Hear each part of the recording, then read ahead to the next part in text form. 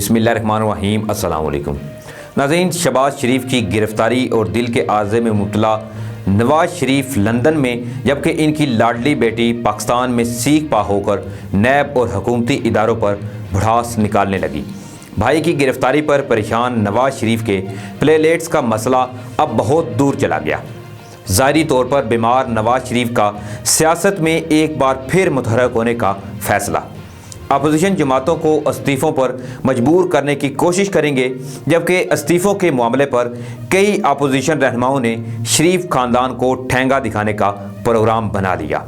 मौलाना फजलुर रहमान जैसे तोता चशम सियासतदानों ने भी मौके से फ़ायदा उठाने के लिए खुद को पेश कर दिया। मुल्क की सियासत जो है वो इस वक्त दिलचस्प मरहले में दाखिल हो चुकी है। अक्टूबर और नवंबर धड़न या धड़न तख्ते के लिए अहम करार हो चुका है। आज की वीडियो में हम इसी हवाले से डिस्कस करेंगे, लेकिन इससे पहले अगर आप मुनासिब समझें तो मेरे इस चैनल को सब्सक्राइब कर लें, साथ में जो घंटी का निशान है इसको भी लाजमी प्रेस कर लें, ताकि जो मेरी नई आने वाली वीडियोज़ हैं वो आप तक बर वक्त पहुँच सकें। और वीडियो देखने के बाद अपनी कीमती राय कमेंट्स बॉक्स में ज़रूर दीजिएगा।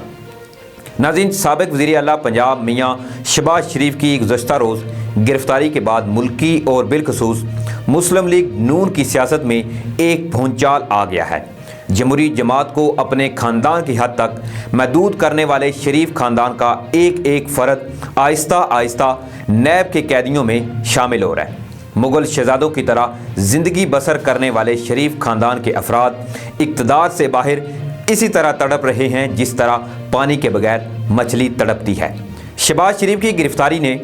आसिफ अली जरदारी, फरियाल तालपुर, ख्वाजा आसफ, एहसन इकबाल, अयाज सादिक और दीगर लीगी रहनुमाओं की गिरफ्तारी की घंटी भी बजा दी है। इसी हवाले से सियासी तजिया नगारों का ये कहना है कि ख्वाजा आसफ, एहसन इकबाल, अयाज सादिक और परवेज़ रशीद जैसे मुफाद परस्त लोगों की वजह से शरीफ ख़ानदान को आज ये दिन देखना पड़ रहा है, क्योंकि नवाज शरीफ के वतन से भागने के बाद इनके मुंह से एक लफ्ज़ भी नहीं निकला और पार्टी कायदीन पर जान नछावर करने वाले मुंह पर हाथ रखे बैठे हुए हैं। नवाज शरीफ जो कि खुद भी बुलंद हौसले के मालिक नहीं, वो इसी वजह से बीमारी का बहाना बनाकर भागे कि ये लोग तो मुझे जेल में ही देखना चाहते हैं। इसी सारी सूरत हाल में शहबाज शरीफ ही वो वाहिद रहनुमा थे जो वड्डे पा को समझाने की कोशिश करते रहते थे कि आप महाज राय की सियासत जो है वो ना करें, मगर नवाज शरीफ के कानों पर जूं तक नहीं रेंगी। आज जब शहबाज शरीफ गिरफ्तार हो गए हैं तो इन्हें इस बात का ज़्यादा एहसास हुआ होगा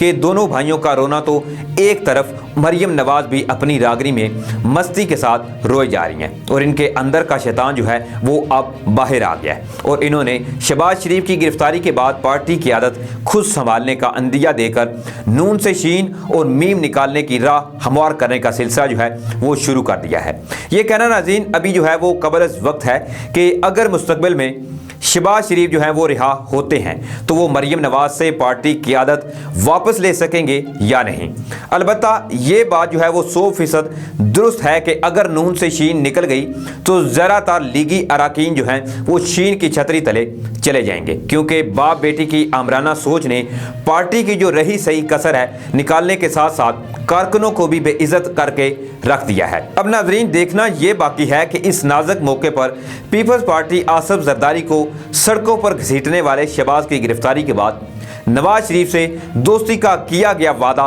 पूरा कर सकते हैं कि नहीं, क्योंकि पाकिस्तान की सियासत में फैसले वक्त देकर किए जाते हैं और कोई भी दोस्ती पक्की नहीं होती, बल्कि जैसे ही मफाद जो है वो नज़र आता है उसी वक्त रास्ते जुदा हो जाते हैं। खादिम आला की गिरफ्तारी के फौरी बाद नवाज शरीफ और मरियम नवाज का रद्द अमल ऐसा ही होने की तवक्को थी, मगर 2-4 रोज़ बाद जब नवाज शरीफ को होश आएगा तो वो खुद ही मरियम को समझा देंगे कि अब मज़ीद मुज़ामत नहीं करनी चाहिए और APC का सहारा जो है वो लेना चाहिए। उधर पीपल्स पार्टी के शरीक चेयरमैन आसिफ अली जरदारी, जो खुद को मर्द आहन भी कहते हैं, वो खुद भी इसी मौके की तलाश में थे कि कब वो वक्त आए जब मुस्लिम लीग नून को पीपल्स पार्टी की ज़्यादा ज़रूरत महसूस होगी और वो अपने मुतालबात इनको पेश कर सकेंगे। और अब वो वक्त जो है यकीनी तौर पर आन पहुंचा है। अब शरीफ खानदान की सियासत का असल इम्तहान शुरू हुआ।